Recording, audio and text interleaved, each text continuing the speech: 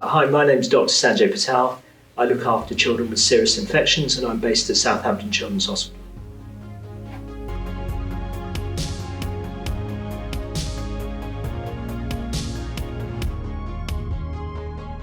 So what we know about children is that they are less likely to spread coronavirus, especially amongst each other, compared to adults. And so when these are decisions not made by parents, they're not even made by head teachers. Every one of these outbreaks is discussed with Public Health England and a team of experts and specialists in COVID.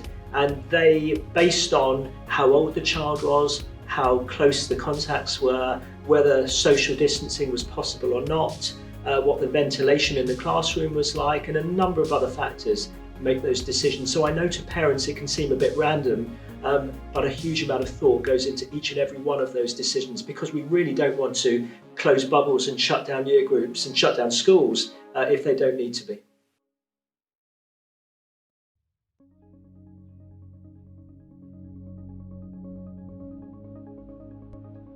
I think there needs to be no confusion. Kids definitely get coronavirus, and that there's no doubt.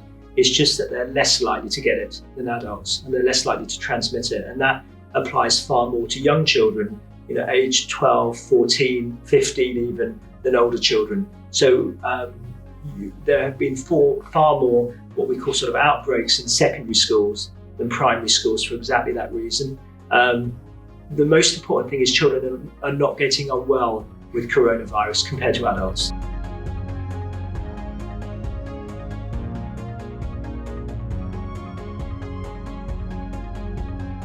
A handful, 2 poorly children, and we serve a population of 400,000 children across the south of England. So there's a big difference between children getting infected, which they definitely do, but less frequently than adults, and them getting unwell with coronavirus, which is extremely rare.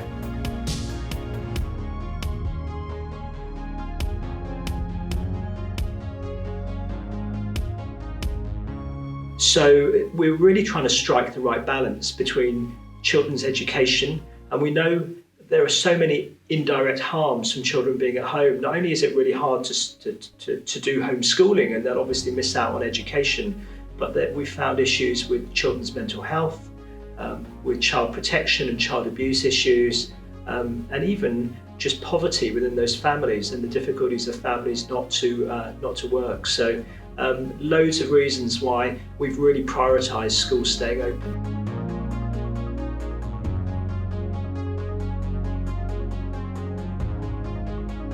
So Lisa, we've learned a huge amount about COVID in the past 6 to 9 months, something we knew nothing about in December, and now we have collected and learned from all the things that have happened during the first surge and what's been happening in the past few weeks. And the really encouraging thing is that children in general don't get sick with coronavirus, and that includes children with asthma.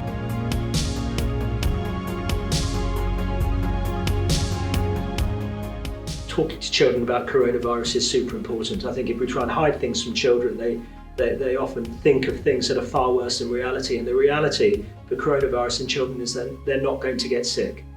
But how we explain that can sometimes be more difficult. We've developed national resources for parents in Hampshire, the Isle of Wight and Dorset, on the Healthier Together website. I suggest just typing Healthier Together into Google, and you'll see a whole COVID section that addresses loads of the questions parents have asked about coronavirus, including stuff about schools. There are some beautiful pictures about how tests are taken, so if your child does need to be tested, it will reduce that slight fear of having a test taken from the nose and throat, and people wearing gowns and gloves and all sorts. So that's where I'd suggest you take a look in the first instance.